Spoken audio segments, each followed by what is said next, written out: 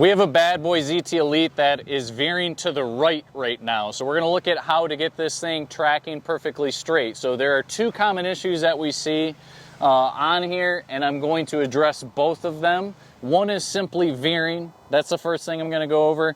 And then one, you're almost getting nothing out of a certain side. Okay, so we're going to just demonstrate exactly what's happening right now at full speed so you see what we mean, and then we're going to go ahead and show you that fix. So you guys clearly saw that that was veering heavily to the right. Usually it's slight, right? It's not normally that much, but it's very easy to fix this problem. So this right handle, this is the one that we're gonna go ahead and tweak, fix in this case. So you'll see if I move this back and forth, it moves this pivot arm. So this arm right here goes back to the transmission, and that has to do with the tracking. It's pretty simple in this case to get this adjusted. Okay, so on this arm itself, I've already loosened this nut. So what I've got in my hand, this is all you're gonna need to fix this, is a 9/16 wrench. This is a ratcheting wrench, which certainly makes it a little bit easier, but all you gotta do is get on this and loosen that bolt. So I've already done that. And then it's got a little bit of a collar that I can pull back, and I've done that.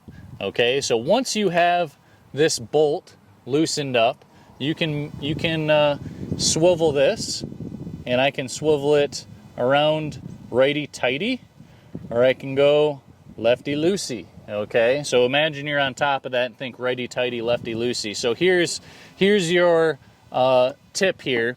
It is the right thing to do, to go slower. That's safer. Okay, so righty-tighty makes it go slower. Now this one right now was going too slow. So I'm going to go lefty-loosey on this right now. And I'm going to rotate an entire time. This was particularly slow, so I'm going to rotate it 2 times. And I'm going to see where I'm at here. So I pulled the collar back down and put it back on there. Whether you have a ZT Elite, a Maverick, a Magnum, most of the bad boy zero turns use this linkage, even the older models. And I'm going to go ahead and test it and see if it's tracking straighter.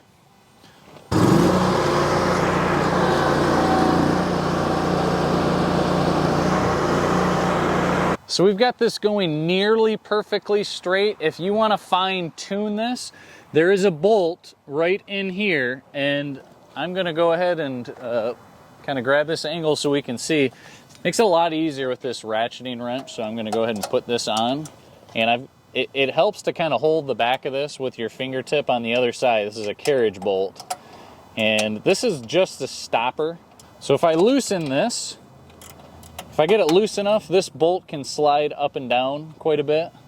So I'm going to go ahead and get it loose enough that I can do that. So I think I've got it loose enough. This slides up or down quite a bit, depending on where you want to be. So I'm going to move this down just a little bit from where it was, which will allow that lever to work forward a little bit more than it did before. And this will slide around if you do not have your finger on the back side of this bolt. So my left fingertip is actually holding the back of this bolt, and I moved it down just a hair. And so if I drive forward, that should get it so that it can go perfectly straight. Now what I just showed you guys is a simple tracking adjustment. What I've seen is the #1 warranty claim related to tracking is right in the same area, but a little bit different of a problem. This may be why you're here if that first piece did not fix your issue. So I'm going to go ahead and flip the seat up again, and we're going to look down in that same area we were looking before. So we're back in this compartment here, looking at the same piece before. If you look at this very closely, there's quite large of a gap right here, and this has a significant amount of play in it. Now, when we do a pre-delivery inspection, we try to look at the nut that is on the back side of this, because we've definitely seen a number of cases that when a mower's got maybe 5 or 8 hours, these have loosened just a snug, and someone thinks their transmission's going out because this linkage is really sloppy on here and it's not connecting the way that it should. If we actually go to the other side, I can show you how loose this bolt is. So here's that same lever from the front side view, and you can see how much play there is. It's this nut right here that needs to be tightened, and it will make it feel like you got a transmission that's super weak if this becomes loose. If you take this mower home and everything's working just fine, and then it's 5 or 10 hours later and you think you got a bad transmission, it's probably just this nut has come a little bit loose. And I'll say it's really hard for us, even as dealers, to find that, because it does look like that bolt's on there really good, and then just over time it slowly loosens up. So I'm going to go ahead and tighten that, and we're going to get all this tight again. So again, this is a 9/16 wrench on here. It makes it much easier if you have a ratcheting style wrench like this, and I'm going to go ahead and put it in here.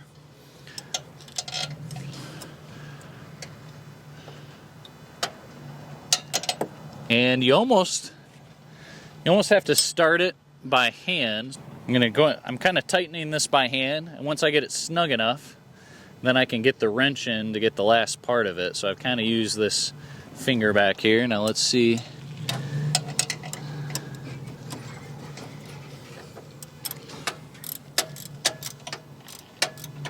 Getting this really tight. So I'm just going to get the last few tight pieces on here. And this now, if I pull this back, this is very firm in here, which is what you want to see. Doesn't move at all.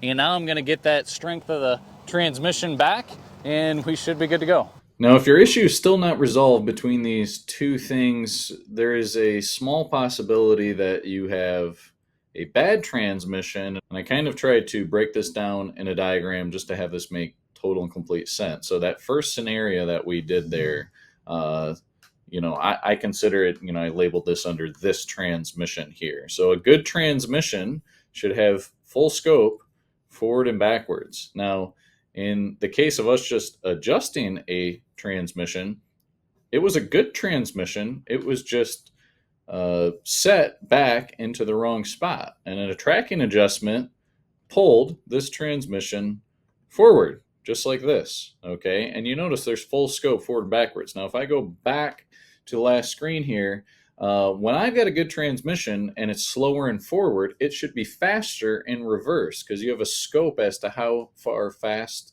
and slow this transmission can go forward and reverse. So we adjusted the transmission forward, and it was about equal forward and backwards at that point in time.